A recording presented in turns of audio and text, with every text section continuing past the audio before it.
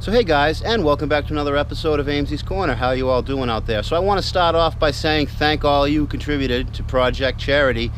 We got enough to get that car to my brother and then some. We'll be going over that this weekend, but for now I have this little Porsche Boxster sitting here, an 02 Boxster that someone bought from Pennsylvania and had shipped here, I'm guessing sight unseen.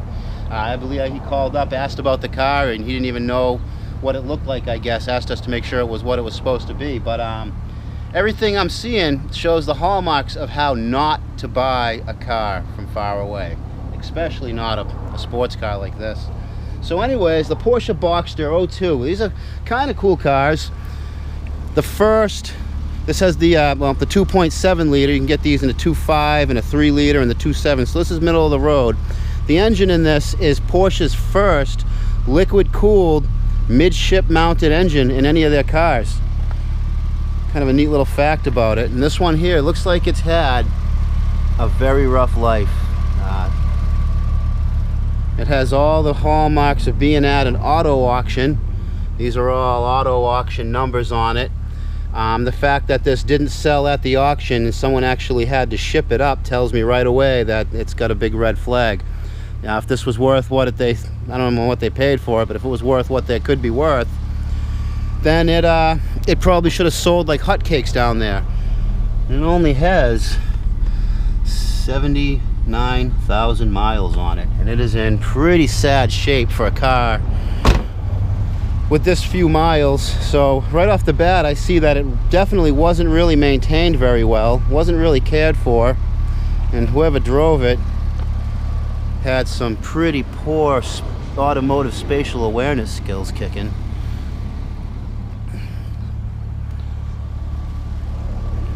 Well, it's not really a whole lot to see. We'll open the hatches. Now we'll start off at the luggage compartment in the front. And then, not much to see there. We got the Space Saver aluminum spare. Those are kind of cool tires.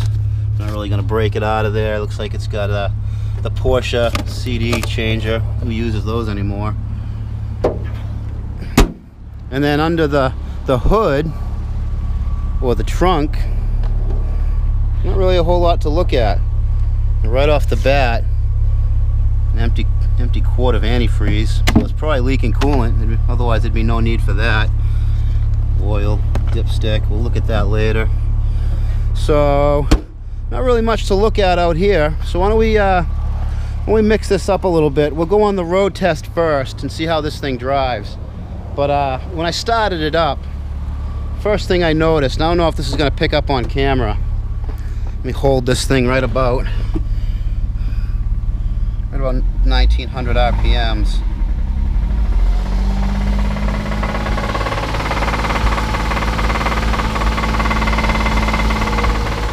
I don't know if you guys hear that, 2000 RPMs. I hear a rod knock.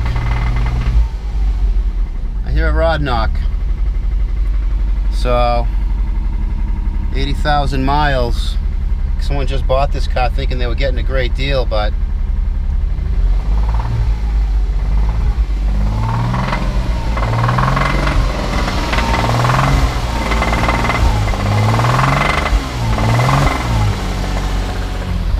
it don't sound good. It don't sound good from here. So yeah, anyways, maybe it's something else, but I don't think so. So we're still going to take this thing out for a little bit of a road test. We're going to be real easy on it because I don't want this thing to blow up in my car, but I've still got to evaluate it for wheel bearing noise, brake shake, brake pulsations, or any other kind of driving issue for it. So let me set you guys up. Another interesting thing, it has a GoPro camera mount. Wonder what that's all about. So anyways, yeah, let me set you guys up and let's take this thing around the block and hopefully it makes it back in one piece.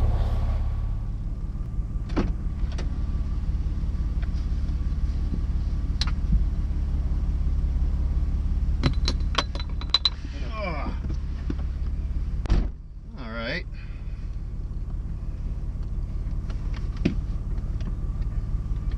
There's the seat back. So, first impressions, it doesn't smell like a Porsche. Now, Porsches have a very distinct, high-quality leather smell. It smells very Volkswagen-y in here. Very wet Volkswagen-y in here. Pretty cheap, pretty plasticky, which is no surprise, this being Porsche's entry-level sports car, the Boxster.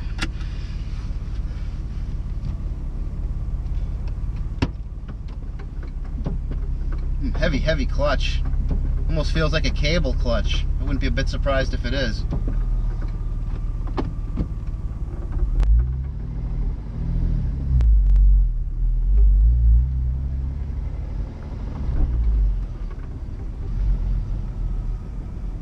Now, the interesting thing about these cars is they're known to handle extremely well. Being a mid-engine car with almost perfect 50-50 front to rear weight distribution. Transmission feels great, clutch feels good. Steering is wonderfully quick.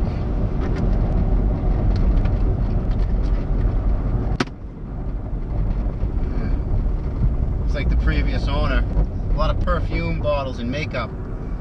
I'd have to say it was either a very effeminate man's car or a woman. Nothing wrong with that though. Well, I can hear that bearing knock. I can hear that rod knocking away back there. I'm going to keep the RPMs down on this one. We aren't going to be checking its performance, so to speak.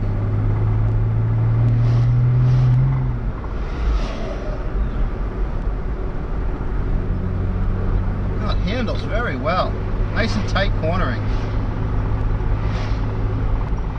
Kind of has a high sneeze factor. A little bit of input makes a lot of change. I like cars like that though. I wouldn't want to take it on a long distance trip down the highway though.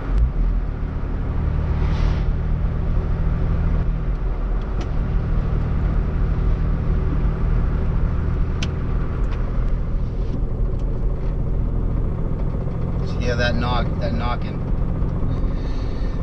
Definitely not how to buy a car. If you're going to buy a car out of state and have it shipped, have someone contact a local garage to the car and have the car brought there, or pay to have someone that knows take a quick peek at it. I mean, I guarantee the person who shipped this car up doesn't know about this knocking motor. What a shame.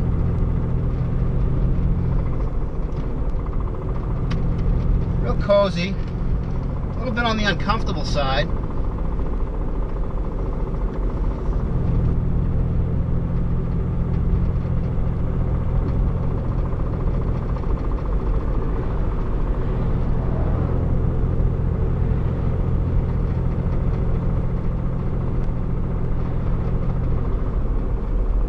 We got my hairpin corner coming up.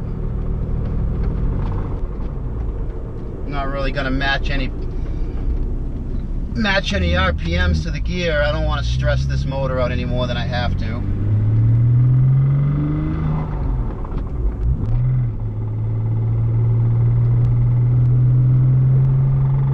Doesn't feel very strong. I don't know if that's because this motor's on its last leg or it's just a 2.7 liter 6-cylinder. Build up a little speed. Let's check these brakes. At least that's something I can make perform on it. Make the brakes perform. Whoa! Stops really nice. Nice solid pedal. Really good actuation on the brakes. I got a little sway bar, some suspension noise over some of these harsh bumps here. It's important to have a good road test that lets you try out every piece of a car. And I'm fortunate having this quasi-semi-rough road here. I definitely hear some suspension issues. Maybe more than some. That rod knock though, that knock.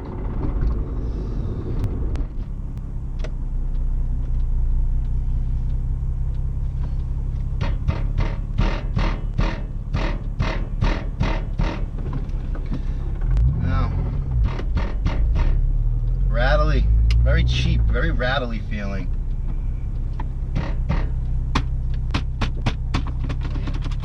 thing creaks. Not a lot of car will shake though. Definitely a tight chassis.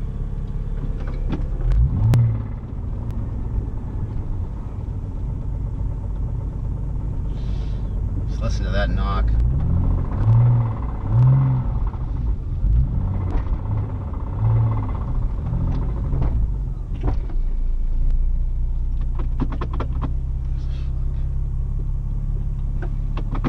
Alright, so let's get this thing up on the lift and see just what's going on underneath it. Alright guys, we got this thing up on the lift and not really a whole lot to see under here. It's in a little better shape than I thought. Got a little bit of that sway bar. There's that sway bar noise we heard. Those brakes look good. They sure did feel good. Yeah, suspension looks all right. I think that's really all that we heard was the sway bar links there knocking around. See no other issues under here jumping out at me. The rear end looks good. Struts aren't leaking. And I'm not surprised because it felt nice and tight. Rear brakes are looking good. CV boots getting a little dry. Look at this big old exhaust. The way it routes around the car. Really packaged kind of neatly. See that Boxster engine there. Nice and dry. I was expecting there to be a lot of fluid leakage under here like most European cars, but that doesn't seem to be an issue here. There's a little bit of wetness up there on that cam cover. And then one interesting thing I see, if you guys see up there next to the oil filter right above it, that LKQ OEM recycled aftermarket by Keystone, that there is a warranty tag for this motor. So this is not this car's original motor. 80,000 miles, it's on its second motor. Well, it should be on its third because this thing's out the door. I wonder if there's a problem with these 2.76 cylinders being weak in the bearing department. I know they had issues with the cylinder liners would shift on these and cause some issues. Maybe that's what's going on here. There's the neat transmission behind it for the midship mounted engine. A lot of aero panels under it. Not really a lot to look at, but AC condensers mounted up front. I wonder where the radiators are in this car. Radiators must be back here. Must be inside of these intake areas, but I can't really see them. Wish I knew a little more about these cars. I should. I worked at a Porsche, Audi, Mazda, Isuzu dealer years ago. Right when these came out, actually. Right when this car would have been new. So, yeah, not a whole lot going on other than, you know, it needs a motor. What do you think, Gino? Needs a motor. Needs a motor. This is our new kid. This is the new Josh. This is Gino. Say hi, Gino. Hi. So yeah, a beat Porsche. I guess if you knew you were buying it with a bad motor, then I guess you maybe made out like a bandit. But if whoever bought this didn't know that it needed a motor, they didn't make out so well. They definitely didn't make out so well.